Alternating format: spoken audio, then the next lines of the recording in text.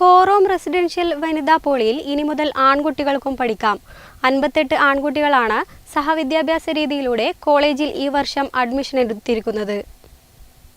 പെൺകുട്ടികൾ മാത്രം പഠിച്ചിരുന്ന വനിതാ പോളിയിലേക്ക് ബുധനാഴ്ച മുതൽ ആൺകുട്ടികളും എത്തും.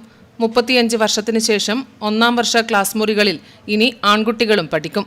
കോറോത്ത് സ്ഥിതി ചെയ്യുന്ന പയ്യന്നൂർ റെസിഡൻഷ്യൽ വനിതാ പോളിടെക്നിക് കോളേജിലാണ് ഈ വർഷം മുതൽ ആൺകുട്ടികൾക്കും പ്രവേശനം നൽകിയത്.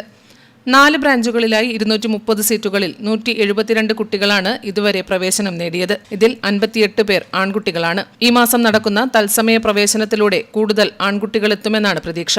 ഭയങ്കര ഹാപ്പിയാണ്. ഇപ്പോൾ ഈസിയിലെ പിള്ളേരാണ് ഇവിടെ ഉള്ളത്. സോ ഭയങ്കര എക്സൈറ്റഡ്. ഇനി എങ്ങനെയായിരിക്കും പരിപാടി എന്നെല്ലാം അറിയാൻ ഭയങ്കര വെയിറ്റിംഗ് ആണ് ശരിക്കും പറഞ്ഞാൽ. സോ ഇപ്പം എന്താ പറയുക, ഇവർ വരുമ്പോൾ നമ്മളാണ് ഇവരെ തേർഡ് ഇയേഴ്സ് ആയിട്ട് വെൽക്കം ചെയ്യുന്നത്. അതിൽ ഭയങ്കര ഹാപ്പിയാണ്. കാരണം 35 വർഷത്തിന് ശേഷം നമ്മളെ കോളേജിൽ ബോയ്സ് വരാമെന്നെല്ലാം പറഞ്ഞാൽ ഹാപ്പിയാണ്. ഇനി നമുക്ക് കണ്ടറിയാം എങ്ങനെയായിരിക്കും ബോയ്സ് വന്നാലും.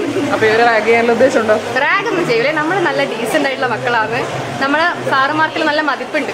അതൊന്നും നമ്മൾ എന്തായാലും കളയൂല. കേരളത്തിലെ റെസിഡൻഷ്യൽ മാതൃകയിലുള്ള ഏക വനിതാ പോളിടെക്നിക്കാണിത്. 1991 ഇത് ആരംഭിച്ചത്.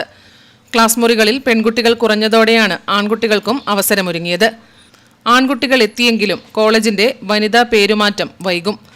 സർക്കാരാണ് സാങ്കേതികമായി പേരുമാറ്റേണ്ടത്. നിലവിൽ വിദ്യാലയ ബോർഡിലും ബസ്സിലും ഉൾപ്പെടെ വനിതാ പോളിടെക്നിക് കോളേജ് എന്ന് തുടരും.